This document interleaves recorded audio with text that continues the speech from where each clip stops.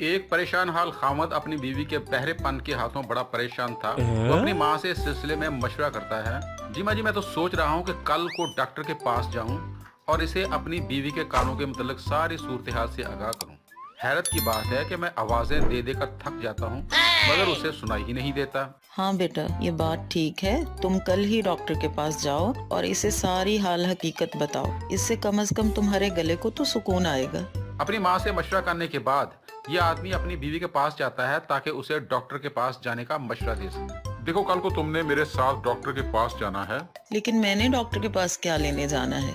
देखो, तुम्हारे कान काम नहीं कर रहे। मेरे कान बिल्कुल ठीक हैं। आप अपने कानों की बात करें। और बेवकूफ, तुम्हारे कानों में प्रॉब्लम है। मेरा गला खुश्क हो जाता है तुम्हें आवाजें दे देकर, मगर तुम्हें सुनाई ही नहीं देता। ये आदमी बड़ी कोशिश करता है कि बीवी को कायल कर ले कि उसे डॉक्टर के पास लेकर जाए। जब इसकी बीवी किसी सूरत में डॉक्टर के पास जाने के लिए तैयार नहीं होती तो यह खुद ही डॉक्टर के पास चला जाता है। डॉक्टर जी, मेरा ख्याल है कि मेरी बीवी बिल्कुल बहरी हो चुकी है। मुझे कई के बार अपनी बात दोहरानी पड़ती है, तब वो कहीं जाकर जवाब देती है। बताएं मैं क्या करूं? भाई, पहले इस बात का यकीन कर लें कि क्या वाकई वो बहरी है और उसे ऊंचा सुनाई देता है। फिर इसको यहाँ ले आना, मैं इसका चेकअप करूंगा। उसके बाद फिर इसका इलाज शुरू करूंगा। तो डॉक्टर साहब, मुझे इस सिलसिले में क्या करना होगा?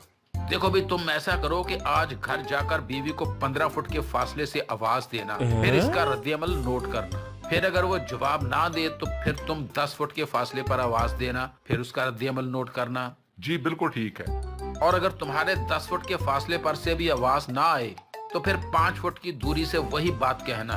फिर भी अगर वो ना सुने तो इसके बिल्कुल पास जाकर उसे आवाज देना। इससे हमें ये पता चल जाएगा कि इसके बहरेपन की शिद्दत क्या है, लिहाजा इलाज में आसानी रहेगी। खामद डॉक्टर की बात सुनने के बाद घर आया और उसने देखा कि बीवी अपने काम में मसरूफ है। उसने डॉक्टर की हिदायत के मुताबिक उसे 15 फुट की दूरी से आवाज दी। बेगम, आज खाने में क्या पका रही हो? उसने महसूस किया कि बेगम की तरफ से कोई जवाब ना आया। उसने यही सवाल फिर 10 फुट की दूरी से दोहराया।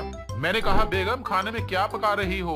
फिर उसने महसूस किया कि बीवी की तरफ से कोई जवाब ना आया और वो सर झुकाए अपना काम करती रही। अब के बाद उसने 5 फुट की दूरी पे जाकर वही आवाज दी। जब उसने देखा कि बीवी को अब भी मेरी आवाज सुनाई नहीं दी तो बिल्कुल करीब जाकर पूछने लगा, बेगम मैंने पूछा कि आज क्या पका रही हो?